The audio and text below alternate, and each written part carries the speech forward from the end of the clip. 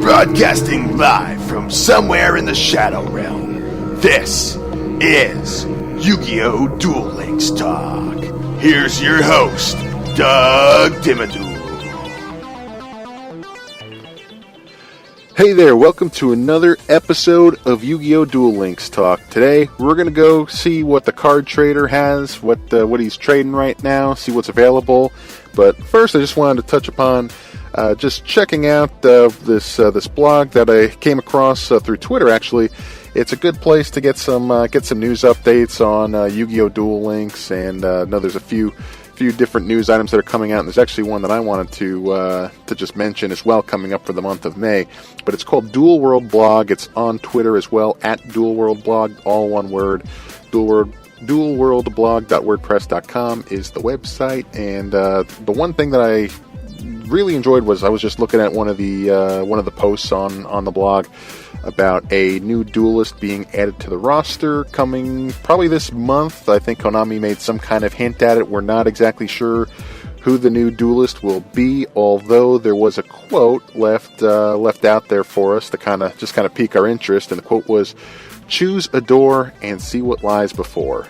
So according to the blog here, it mentions either it could be maybe the Paradox brothers, or it could be even Marek. So not too sure right now. When we get more information, I'll definitely relay that to you guys. But again, that was a really cool blog, and just wanted to check that out. But anyway, now we'll go head on over to the card trader here, and I just want to go through a few of the cards that are around. So the first one that at least is showing up in my card trader right now is the ultra rare Guardian Angel Joan. So it's a level 7 fairy, 2800 attack, 2000 defense. Its effect is when this card destroys a monster by battle and sends it to the graveyard, gain life points equal to the original attack of that destroyed monster in the graveyard. So that one's a really, really cool card. It's a light monster as well. It requires 3 ultra rare stones, and it also requires 65 light stones, or Stone of Light. So yeah, these it's a pretty high price, but again, that's another really, really cool card to have. I'm also seeing here, and you also see this a lot in some of your opponents' decks as well within Duel World, is Flash Assailant. It's a super rare dark, level 4.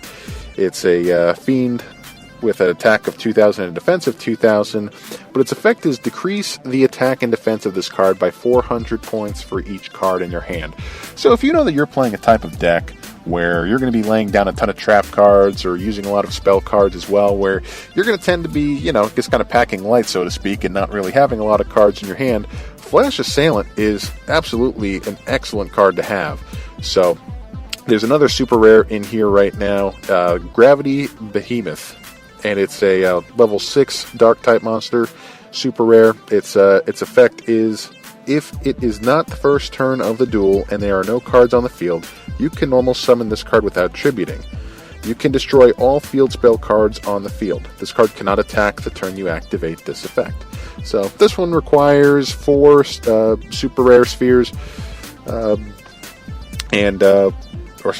super rare stones, and it requires 40 dark stones as well. Flash Assailant requires 4 super rare stones and only 15 dark stones. So, it really just depends on what your budget is, what you're willing to spend. And I know for both of these, they require 40,000 coins. So hopefully you're saving up those coins for something good.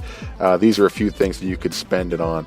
Obviously, too, and you'll see this one appearing quite often in your card trader, is the actual card trader spell card. It is a continuous spell card. Once per turn during your standby phase, you can shuffle 1 card from your hand into the deck and draw 1 card. I like this one a lot. It reminds me of that switcheroo effect that Bandit Keith has that you can use for one of his skills.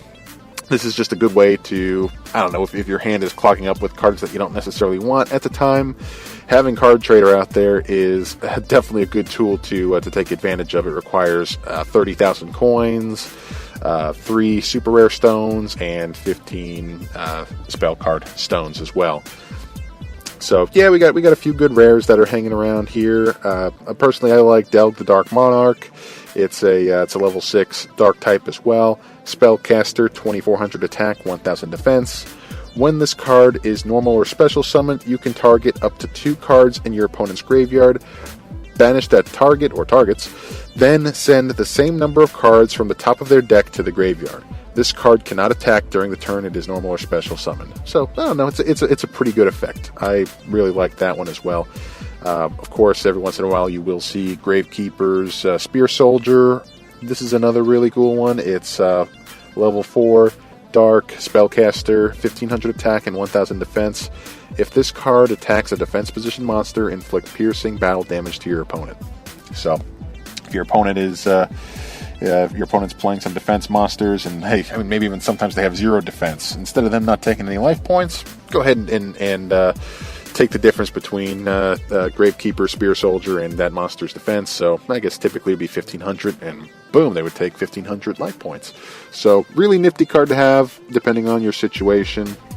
Of course, you have Freezing Beast and Burning Beast in here as well. I know they're the Union monsters that allow you once per turn during your main phase.